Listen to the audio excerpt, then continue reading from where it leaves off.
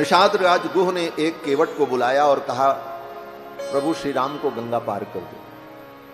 वो केवट प्रभु को गंगा पार कर रहा, लेकिन गोस्वामी तुलसीदास जी ने अपने रामचरितमानस में यहां पर एक बड़ा सुंदर भाव प्रकट किया है। उस केवट भक्त की भावना को प्रकट किया है। ये केवट कौन है? बोले भगवान का बड़ा प्रेमी भक्त है। भगवान ने केवट को बुलाया, आओ नाव लेकर के मुझे पार कर दो। तो गोस्वामी जी लिखते हैं कि भगवान ने जब केवट को बुलाया कि नाव लेकर के आओ मुझे पार जाना है, तो वो आने को तैयार नहीं हुआ। मागी नाव न केवट आना और कहि तुम्हारू मरम मैं जाना। भगवान ने केवट से कहा, भैया नाव लाओ मुझे पार जाना है।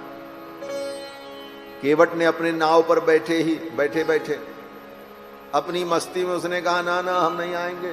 वहीं से, ये भी नहीं कि आ करके बोले, वहीं से कह रहा हम नहीं आएंगे। मांगी नाव न केवट आना और कहि तुम्हारू मर्म मैं जाना। मैं तुम्हारे मर्म को जानता हूं। केवट भगवान से कह रहा, मैं आपके मर्म को जानता हूं। क्या मर्म जानते हैं? केवट ने कहा, महाराज मैंने सुना है आपके चरणों में बहुत बड़ा चमत्कार है, और आपके चरणों की जो मिट्टी है ना, चरण रज, उसमें तो ऐसा चमत्कार है कि अगर पत्थर पर पड़ जाए तो वो पत्थर भी स्त्री बन जाती है। और हमने सुना है कि आप मिथिला जा रहे थे तो एक पत्थर की शिला थी, उस पर आपकी चरण रज पड़ी तो वो सुंदर अहिल्या बन गई, शिला से स्त्री बन गई। ये चमत्कार आपके चरणों में है। छुअत शिला भई नारी सुहाई, पाहन तेन काठ कठिनाई। केवट ने कहा, वो तो पत्थर था, पत्थर तो बड़ा कठोर होता है, लेकिन हमारी नाव तो लकड़ी की है, और वो भी पानी में इतने दिनों से चलते चलते मुलायम हो गई। आपकी चरण रज पड़ते ही मेरी नाव भी स्त्री बन जाएगी। हाँ, तो हमारी तो रोजी रोटी चली जाएगी। हमारा तो यही धंधा है, हम नहीं लाएंगे नाव। वो आप चरण रखोगे और कहीं हमारी नाव स्त्री बन गई, तब तो लेने के देने पड़ जाएंगे। मेरे पास इतनी सामर्थ्य नहीं है कि मैं दूसरी नाव बनवा सकूं। मेरी तो रोजी रोटी चली जाएगी, और रोजी रोटी तो जाएगी और दूसरी समस्या खड़ी हो जाएगी। बोले क्या? बोले उस स्त्री को कहां ले जाएंगे? घर ले गए तो पहले से जो बैठी है वो बेलन से मेरा सिर फोड़ देगी। उसका भरण पोषण तो मैं कर नहीं पा रहा हूं, इसका भरण पोषण कहां करूंगा? मेरे लिए तो बहुत बड़ी समस्या उत्पन्न हो जाएगी। इसलिए हे प्रभु, मैं नाव नहीं लाऊं। हां, अगर आपको पार जाना है और मेरी ही नाव से जाना है, तो एक उपाय करना होगा। बोले क्या उपाय करना हो? केवट ने कहा, महाराज आप अपना चरण हमसे धुलवा लो। पहले मैं आपका चरण धोऊंगा। आपके चरण से हमको कोई प्रॉब्लम नहीं है, आपके चरण की जो मिट्टी है उससे प्रॉब्लम है। वो चरण रज जो है वो बड़ी खतरनाक है। तो मैं पहले आपके चरण को धोऊंगा। धोने के बाद, उस मिट्टी को साफ करने के बाद आपके चरण को पोंछकर फिर मिट्टी लगने नहीं दूंगा, और फिर आपको अपनी गोद में उठा करके अपनी नाव में बैठा लूंगा, आपको पार कर। ये शर्त अगर आपको मंजूर है तो आप हां बोलो तो मैं नाव लाऊं। भगवान श्री राम मुस्कुराने लगे। केवट ने कहा, जो प्रभु पार अवश्य गा चहु, तो मोहि पद पदुम पखारन कहू। अगर आप पार जाना चाहते हो तो आप मुझसे कहो, केवट नाव लेकर के आ जा और मेरा चरण धो ले और मुझे नाव में बैठा ले और मुझे पार कर दे। ये आपको कहना पड़ेगा, मैं नहीं कहूंगा। मुझे कोई गर्ज नहीं, गर्ज तो आपकी है, जाना तो आपको। केवट ये भी सोचता है कि जाना तो प्रभु को है, पार मुझे ही करना है, दूसरा कोई है भी नहीं। और घाटों पर ठेकेदारी का झगड़ा भी तो होता है, हमारा ठेका चल रहा है, तुम कैसे करोगे? सब जगह होता है महाराज। उस दिन तो उसी का ठेका था, उसी की पारी थी, दूसरा कोई व्यक्ति नाव लेकर के वहां आ भी नहीं सकता था। जैसे हर दिन का सबका बटा रहता है, फला दिन इनका अधिकार रहेगा, फला दिन इनका रहेगा, तो सबकी रोजी रोटी चलती। उस दिन संजोग से केवट का ही वहां पर दिन था, उसी का ठेका था। उसने कहा आज कोई दूसरी नाव आपको मिलेगी भी नहीं, पार तो हम ही को करना, और अगर आप पार जाना चाहते हो तो अपने चरण को धुला लो। केवट ने सोचा कि अगर मैं इनका पैर धो करके नाव में बैठा लूंगा, पार कर दूंगा, तो ये जाते ही आगे चले जाएंगे, फिर रुकेंगे नहीं, क्योंकि इनको वन में जाना है। और जब तक ये गंगा पार नहीं करेंगे तब तक यहीं खड़े रहेंगे मेरी आंखों के सामने, तो मैं इनका दर्शन तो करता रहूंगा। इसलिए केवट ने सोचा चलो जितनी देर हो जाए अच्छा। कभी कोई बात शुरू कर देता, कभी कोई बहाना खड़ा कर देता। तो भगवान ने अंत में कहा केवट मुझे विलंब हो रहा है, मुझे पार जाना है। तो केवट ने फिर कहा महाराज मैं आपको पार नहीं लगाऊंगा जब तक चरण नहीं धोऊंगा। और तो और मैं आपको कहता हूं, आपके बाप की कसम खा करके कहता हूं। केवट ने कहा आपके बाप की कसम खा करके कहता हूं, जब तक चरण धो नहीं लूंगा तब तक आपको पार नहीं करूंगा। लक्ष्मण जी को तो रोष आ गया। इस दो कौड़ी के आदमी को देखो, अपने बाप की कसम नहीं खाता, मेरे बाप की कसम खा रहा। क्या जरूरत मेरे बाप की कसम खाने की, अपने बाप की कसम खाओ ना। लेकिन केवट ने कहा कि राव दशरथ आने शपथ सब सांची कहो। केवट ने कहा मैं महाराज दशरथ की शपथ लेता हूं, मैं सत्य कहता हूं, बिना चरण धोए आपको पार नहीं करूंगा।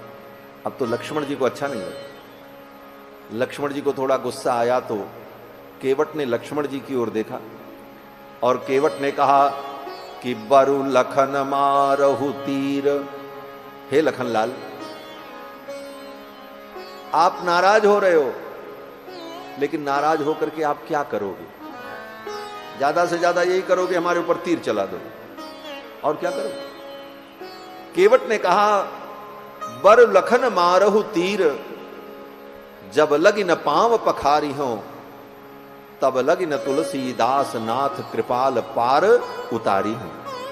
केवट ने कहा जब तक चरण नहीं धो लूंगा तब तक मैं पार उतारूंगा नहीं, चाहे लक्ष्मण जी हमको मारे ही क्यों न दो।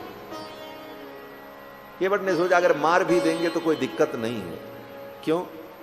बोले भगवान के भक्त के हाथ से मरूंगा ये सौभाग्य होगा, और भगवान के सामने मरूंगा इनको देखते हुए, और गंगा के किनारे मरूंगा। मरते समय लोग चाहते हैं मुख में गंगा जल हो, मैं तो गंगा ही में मरूंगा।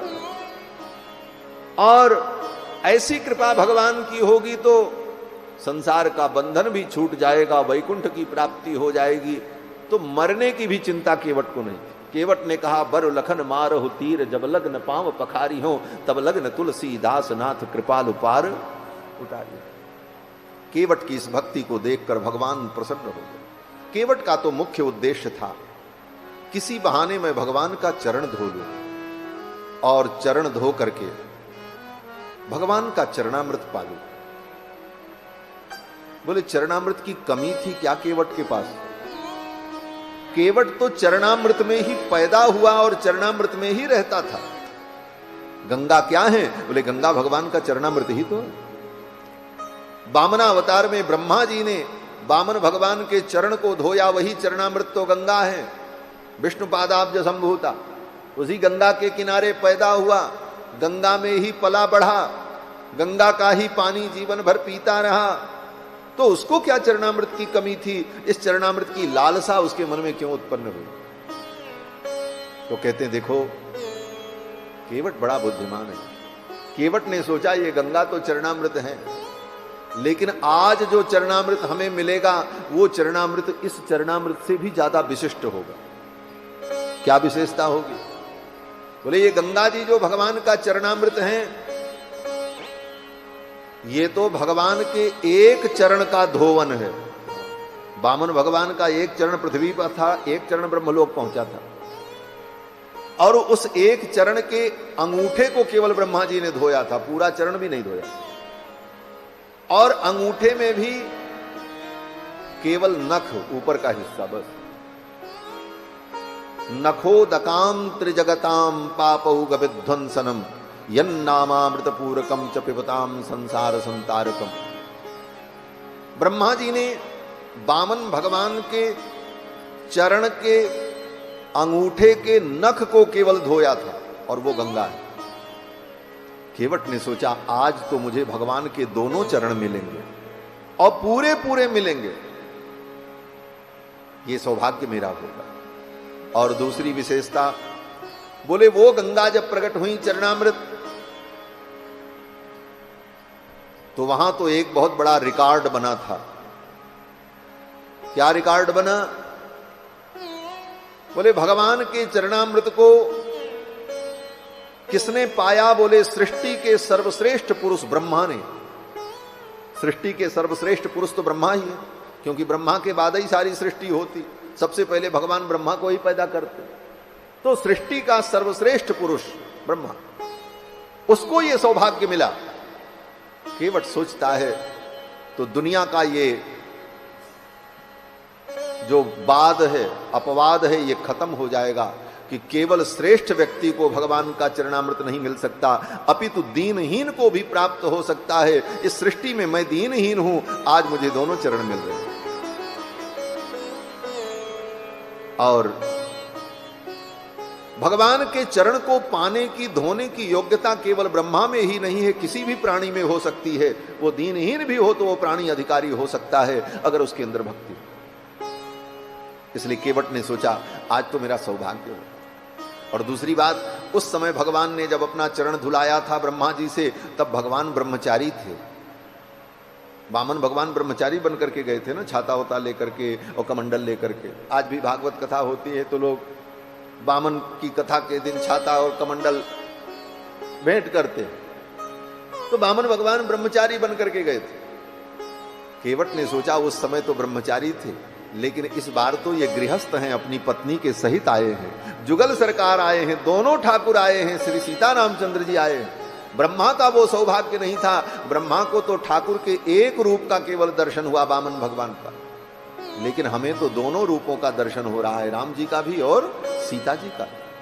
ये राम सीता कौन है? कहते हैं गिरा अरथ जल बीच सम कहियत भिन्न न भिन्न, बंदौ सीता राम पद जिन्हि परम प्रिय खिन्न। एक ही परमात्मा, एक ही भगवान, दो रूपों में, वही राम है वही सीता। ये तो लीला है, तत्व तो वही है। तो केवट ने सोचा आज तो मुझे दो ठाकुर मिल रहे हैं, दो रूपों में भगवान की प्राप्ति हो रही, और इसके साथ साथ भगवान के भक्त लखनलाल जी का, आचार्य का भी दर्शन हो रहा है।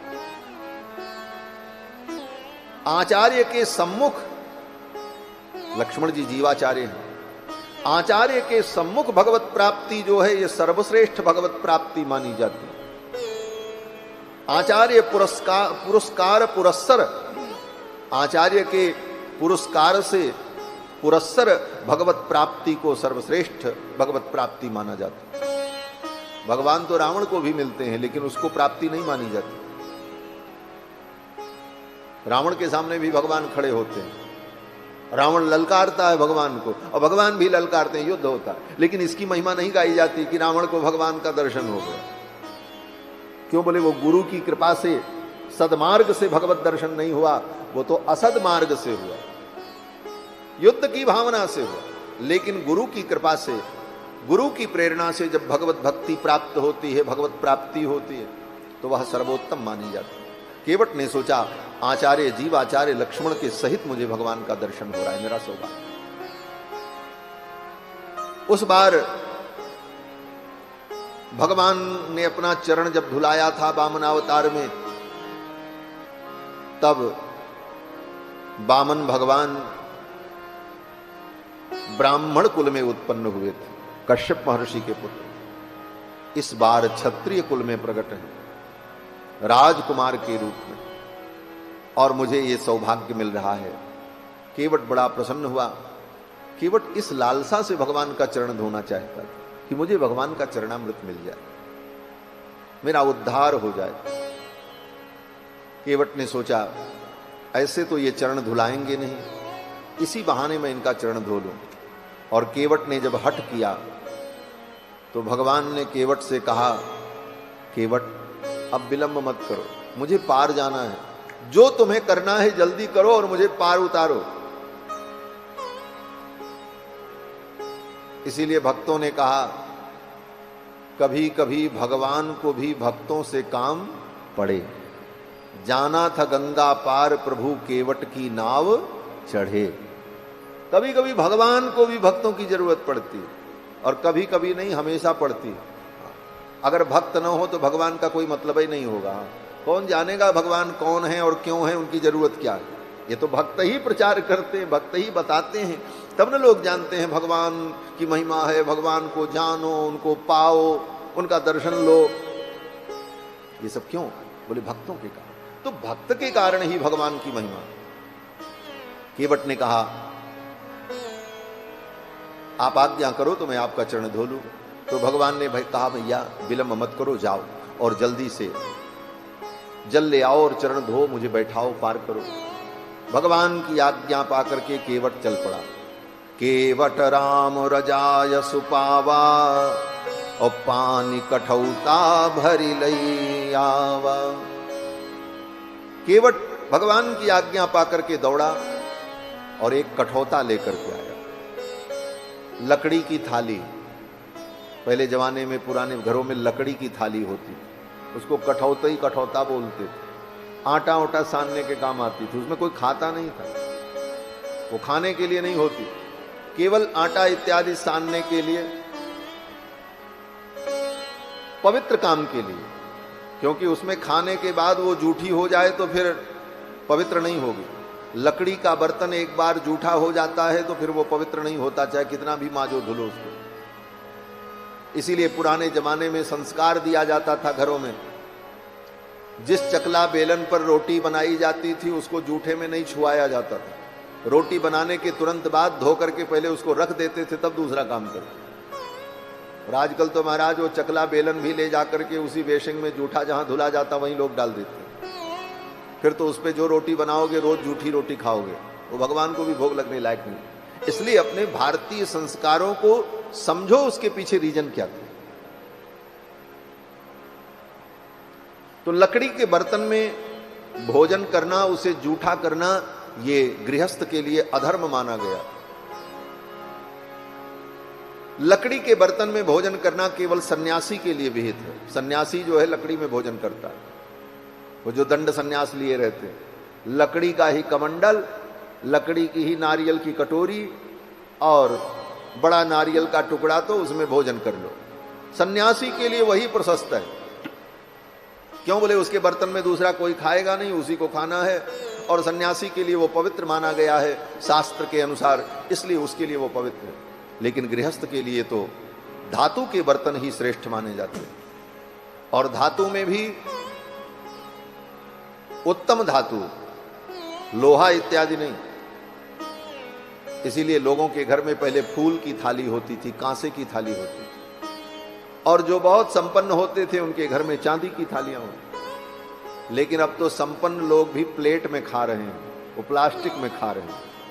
वो प्लास्टिक का बर्तन आजकल जो चला है, बोन चाइना क्या बोलते हैं, चीनी मिट्टी के प्लेट, चीनी मिट्टी के कप, वो सब अपवित्र हैं हमारा। उसमें खाने से बुद्धि भ्रष्ट हो जाए। न उसमें खाओ न किसी को खिलाओ। उसके ऊपर जो पॉलिश होती है, सफेद सफेद चमकता है, खूब डिजाइन बनी रहती है, वो पशुओं की हड्डी से बनता है। गाय भैंस इत्यादि पशुओं की हड्डी से केमिकल तैयार करके वो पॉलिश होती है जो चमकती है सफेद सफेद, और उसमें बढ़िया सजा करके चपाचप चपाचप खाते हैं। सब असत्य, सब अपवित्र। इसलिए उससे अच्छा तो केले के पत्ते में भोजन करो महाराज। इसीलिए दक्षिण में,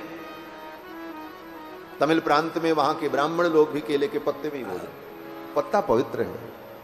पवित्रता और अपवित्रता को समझने की आवश्यकता है। जितना ही हम पवित्र आचरण करेंगे उतना ही हमारा अंतःकरण पवित्र होगा, उतने ही सात्विकता हमारे अंदर बढ़ेगी, और जितना हम सात्विक होंगे उतना ही हम आनंद की ओर आगे बढ़ेंगे, ज्ञान की ओर आगे बढ़ेंगे, परमात्मा की ओर आगे बढ़ेंगे।